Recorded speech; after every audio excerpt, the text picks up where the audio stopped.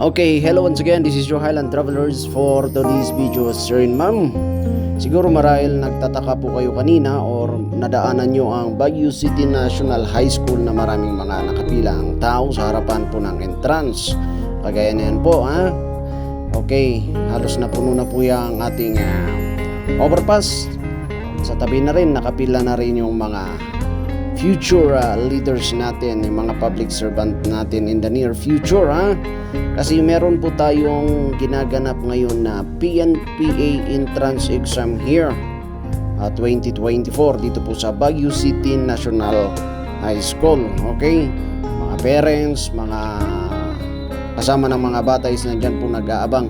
Well, ngayon po is papatapos po by 12 o'clock, papatapos po yung mga first batch, then second batch na po yung papasok ngayon. Okay, so sa mga nag-exam dyan, well, congratulations. And sa mga papasa in the near future, I will be rendering my snappy salute to all of you mga sir and ma'am. So masasabi ko lang, kita na lang po tayo sa kalsada. And that's it.